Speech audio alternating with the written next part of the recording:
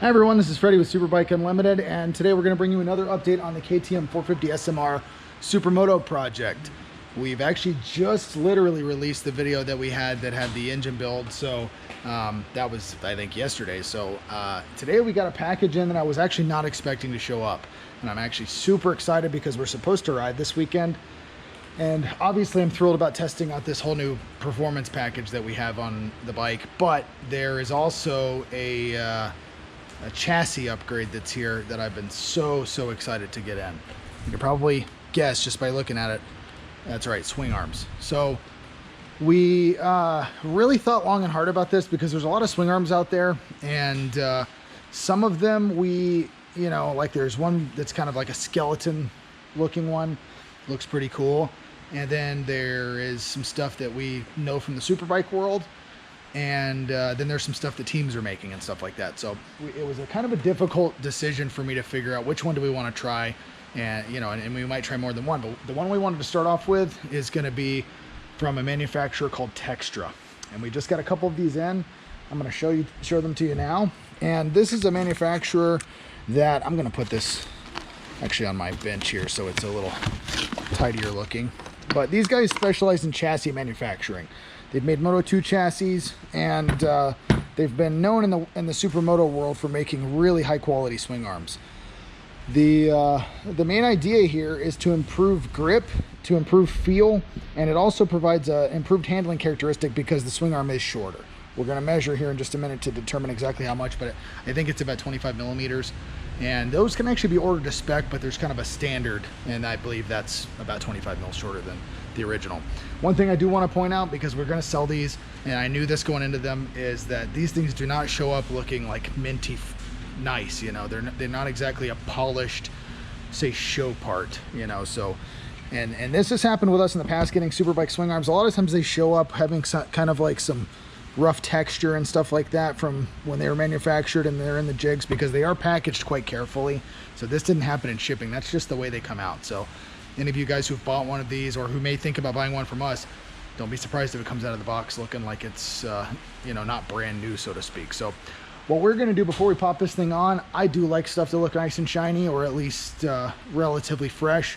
So we're actually going to break out one of these guys, Scotch-Brite pad, and I'm just going to kind of just do some one direction, kind of slide this thing on along the plane of the swing arm, and just try to make it look a little nicer, give it a brush look, kind of like what's on our Superbike swing arms, and it'll cover up some of that roughness. And we might try breaking out like a polishing wheel or buffing wheel or something later on and see if we can make it look nice and shiny. But I think that the brush texture looks really good, kind of like what's on that fuel tank and or this guy over here. It's just a look that I really like. I think that looks cool. So that's what we're going to go for. And I'm going to do that right now. Get some gloves on, and we'll show you before and after. All right, so we've done the first step of this, and basically what I'm doing is I'm just taking this Scotch-Brite, and I'm essentially just sliding it in a motion like this. So I'm just going to show you before and after, and you guys can see what you think. I think it's an improvement for sure. This is the other side, and I don't know if you can see this, but it's not the nicest texture. It for sure looks like a race part, and of course it is, but this is gives you an idea if that's the way they look right out of the box. And then when we get done, this is what it looks like. For me, that's a big improvement. There are obviously still some blemishes there. You can see some of that stuff. If we really wanted to get in there, we could get that out, but I'm not horribly worried about it. And I'm going to put some clear vinyl over all this anyway, but yeah, I think that looks a lot nicer. So we're going to go ahead and do the other side. All right, so we're making some progress on this side, and I'm just going to hit it a little more. I'm going to show you there's some spots kind of in here where it's sort of still kind of has some texture. Like I said, we've got these big ones. Those aren't going to come out with the way we're doing this, but there's some little just kind of grittiness in there and up here. So essentially, I'm just going to show you guys in case you buy one of these from us or anywhere else for that matter, and you want to know how to do this. Essentially, what I'm doing is this, and what you can do is early on go back and forth like this, and I'm just going to kind of focus on the areas where I see texture I don't like. Try to get that out of there. And then we'll do the bottom again, which is right here.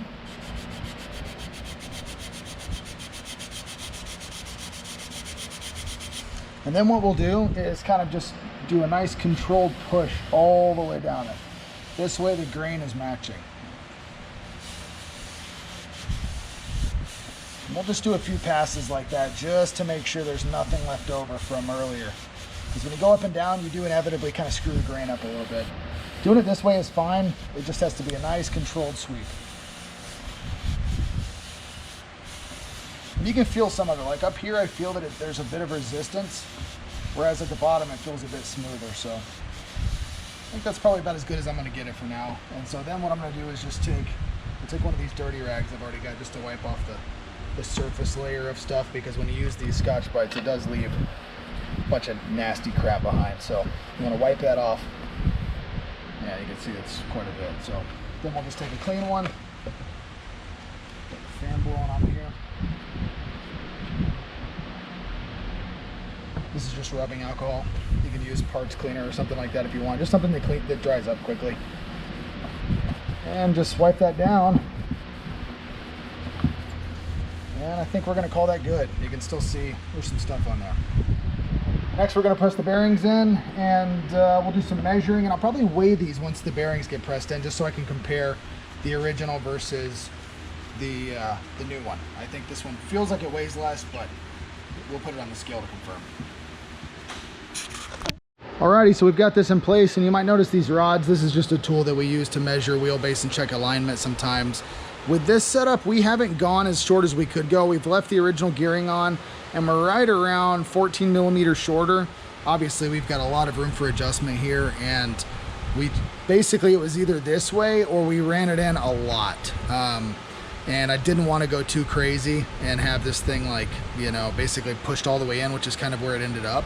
So what we're probably going to do is try it this way, and if anything, I may knock a tooth. Right now we're stock gearing 1445.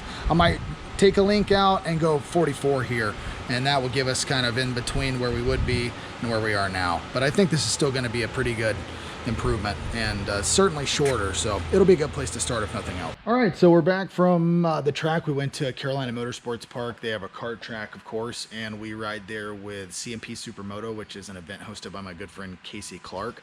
It's a super good opportunity to take something like this and put it through the paces. We ran Metzler K1 front and rear, 16.5, of course, in the front, and yeah, I think it was a really good test. I got to try a lot of stuff, and I did find that there were some things that we had some room for improvement. So for one, before we went, I wanted to try a different setting in the fork and put some big springs in it specifically. And because, you know, my braking style with the Superbike, I noticed that I had a lot of dive, and it comes a lot down to the fact that I'm used to slowing something down from 180 plus, and I'm probably just grabbing the lever a little too fast and a little too hard. So I put some big springs in there, and I could say I don't like it. So we're going to take that off. It kind of screwed with the turn in and the feeling out of the tire once I started to come off the brake, screwed up with my lap time a little bit. And the other thing is my gearing. I left the same gearing even after we built the motor, and for sure it needs a different setup now. So before we go too far into that, I'm going to go ahead and show you guys some laps, and you can enjoy that now.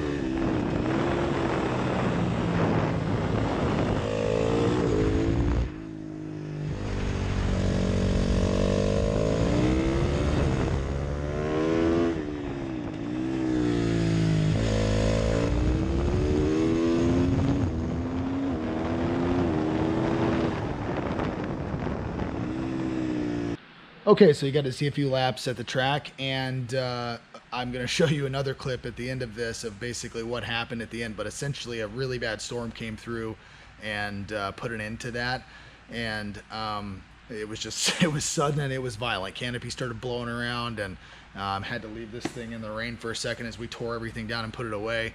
And fortunately, TJ, a good guy that we work with, and just a generally good dude, was right next to us and helped us break down our canopy that was in the process of flying away. So the session did get cut short a little bit because of that. And I was tweaking on some stuff, you know, just trying a few odds and ends to try to improve the setting. We're always working on stuff. And so I didn't get as much time on the track as I really would have liked to for that reason. But I did get a chance to try some stuff out. And I did go a little bit faster than I went in past times. But like I mentioned, I really think I kind of screwed myself by putting those big springs in the front. I think it probably took a good second a lap out of the bike because it just didn't feel good once I came off the brakes. And as you could see, gearing was pretty wonky. So I wanted to try a different wheelbase anyway, and I mentioned it before. So what I've done after we've gotten back here is I did go ahead and put a 44 on there, and I pulled a link out of the chain. So the bike's going to be shorter. It's going to wheelie a bit more, but it's going to have more grip, and it's going to flick really nicely. That was something about this swing arm that I did notice, is that in terms of the way it steered once the bike was already turned in, I really didn't notice a big change there, but transitions, big change. It just seemed like the bike wanted to transition really nicely, flip from left to right. So I like that a lot. I think that's really cool. Definitely think that it improved grip. It felt like just the tire was more hooked into the ground, and I'm still experimenting with some stuff. We have some stuff in store for this swing arm setup that I think is really going to be nice. I'm not going to go into that too much until we've manufactured and tested it, but we do have some things coming that I think are going to really complement this swing arm quite nicely. So that's going to be in the very near future, and hopefully we have a chance to test that stuff soon. I've heard that those guys are going to try to do some night events at CMP because now they've got these really huge like floodlights set up. You might be able to see them in the video. Another couple of things I want to point out. You might notice that there's a couple areas where there's fuel like kind of spraying out of the fuel cap. I noticed it too. We're going to fix it. And basically what's happening there is the CMT tank cover. You can see it's basically just screwing with this thing's ability to seal. And I actually felt it a little bit at the track, and I was like, what the hell is that fuel? And I looked down thinking my gas cap might have flown off or something. But yeah, it's basically just getting around this. So what we're going to do is we're just going to pop this thing off and just cut back maybe 5 mils or something like that, just to make sure this thing seals properly, because that's obviously, you don't want fuel coming out of the fuel tank. So that's something we're going to correct. And we're also, I think I am going to try putting some fuel in this thing and see what it does, because with this engine spec, we do have a bit of compression now, 14-to-1, and I frankly had to be pretty conservative with our timing and our tuning, and I think that there's a lot of power being left on the table. Of course, I'm not racing this thing, so it's kind of silly to try to put race gas in it, but it's also going to be fun. So I think I'm going to put some fuel in it. I'm not really sure what we're going to use yet. Probably U4 or T4, which are VP fuels. They make good power, and they're not crazy expensive. MR12 is another option, but I don't want to run that stuff in here because it costs a fortune. And in general, it's kind of hard on stuff. Leaves a lot of crap behind. So I think I'm going to put some fuel in there and just see what it does. Yeah, and just as closing thoughts, I guess what I would say is we are going to change the forks back up. I'm going to kind of go in between where I went to where I was, and closer to where I was than where I went, and kind of soften it up a bit just so I can set the front and, you know, just basically change my braking style. But overall, this thing just feels really good. It's fun to ride. It steers pretty well. It would steer amazing if it wasn't for the fact that I went crazy on the fork springs, but the rear end especially is really confidence inspiring. And just the way the thing flicks, and it just feels very controlled, and it's just fun. Like, that's the whole reason people ride these things in general, is because they just do everything so well, and you can kind of get away with stuff that you could never get away with on a big bike. So I'm really happy with the way it's going. I think that we're going to have some more big steps in the coming weeks, and frankly, after that, I'm not really sure that we're going to be able to have a lot of room for improvement. And I welcome ideas from you guys. I know we've got some serious Supermoto enthusiasts out there, and I've met some super cool people because I've been doing these videos that's given us opportunities to try new things, and people that have shared ideas with us. So thank you for those of you who have seen this stuff and have contacted us, because we welcome that. You know, we're always open to learning and getting ideas from those who have experience and suggestions. So also, we're going to change the theme up on this thing a little bit. I have some ideas, some stuff I want to change, and you know, I like the way it looks now, but I have some stuff that I want to do to further improve the aesthetic. So Anyway, I think that's going to do it. Thanks for watching. I hope you enjoyed this video. At the end of this, we're going to have a quick clip that we borrowed from TJ of him running over so you can see the storm and why we had to leave early. So I hope you get a kick out of that. But once again, thanks for watching. Be sure to subscribe to our channel, like this video, and comment below. And we'll see you next time. Thank you.